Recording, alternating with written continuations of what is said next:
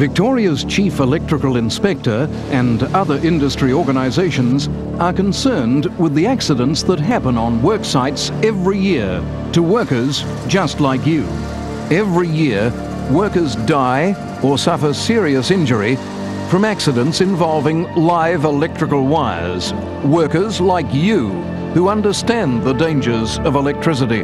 Workers who knew power lines were there. Workers who were so skilled at their jobs they forgot to be careful around electricity.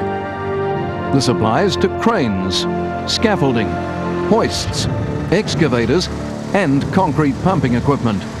Unfortunate deaths on work sites occur to professionals just like you, people who all too often are working under pressure.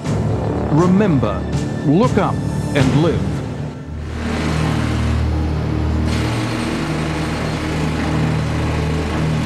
Hey Ross, how you doing? Oh, not bad, mate. Ready to give us a hand moving this? Yeah, no worries.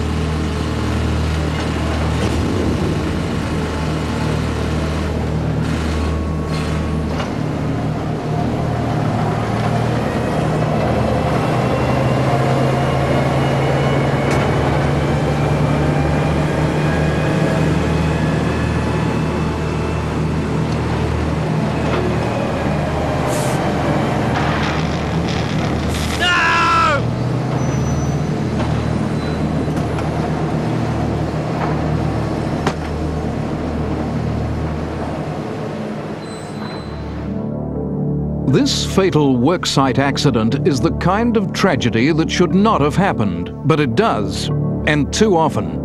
What went wrong here? The power poles on this site, like many others, carry low voltage and high voltage lines. The safest worksite is one where any power lines have firstly been de-energized by the local electricity distributor. If for whatever reason power lines are alive, it's especially important to be aware of where they are. If there is any doubt, then the area must be viewed as a no-go zone. And this goes for any other potential hazards at all work sites. When commencing work at any site, check with the site foreman before moving around within the site. You may be very skilled at your work and hardly have to think about what you're doing anymore, but there is a danger to others and yourself, since all work sites are different. The unexpected can happen anytime.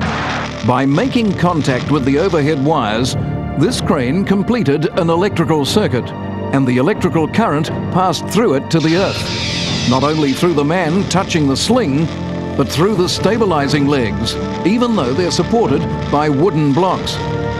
The crane operator wasn't electrocuted, although he could well have been, because in his case, the current didn't pass through his body to reach the ground. For the moment, he was safe and enough of a professional to know that the first thing to do was to try to break the crane's contact with the power lines. But the crane's controls had been disabled by the power surge. Even so, his best course of action was to stay put in the cab and wait for the power to be cut off. Except there was a risk of fire, so he had to get out and get away from the area.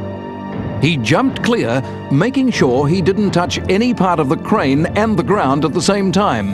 That would have allowed the current to run through him. But even then, he was not out of danger.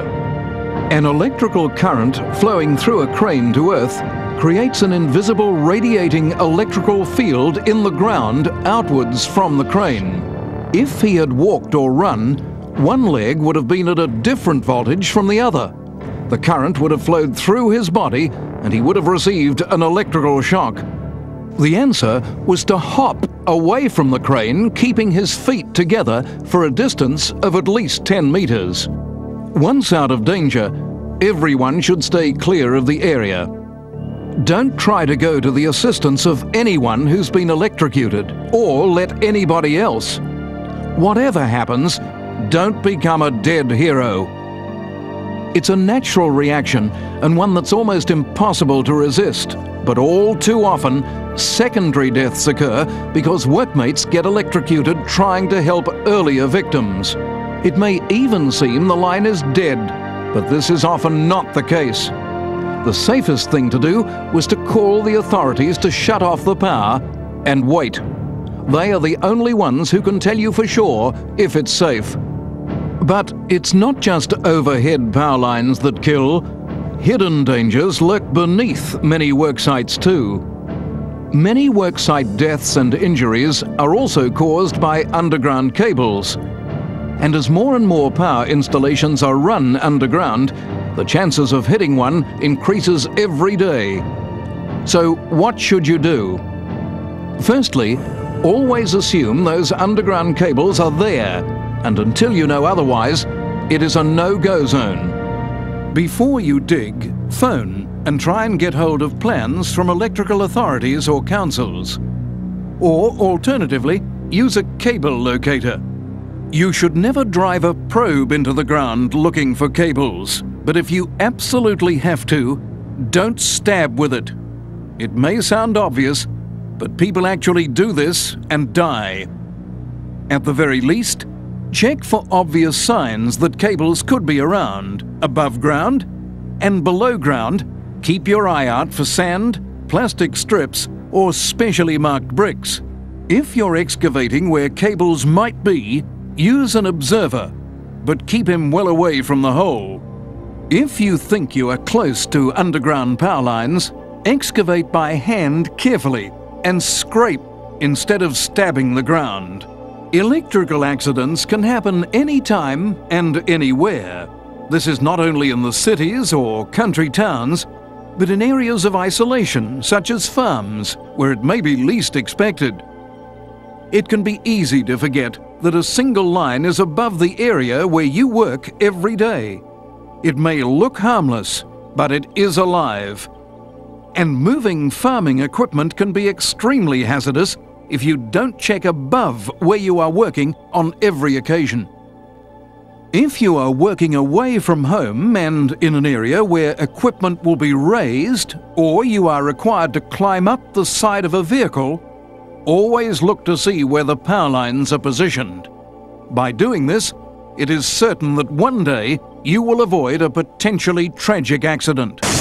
We've lived on the land all our lives. Barry was unloading grain and I was out there with him. We knew the power lines were there. He went to put the horse down and then the next thing I heard a bang and then smoke. And then I walked around and I knew what had happened. It was really terrible without him.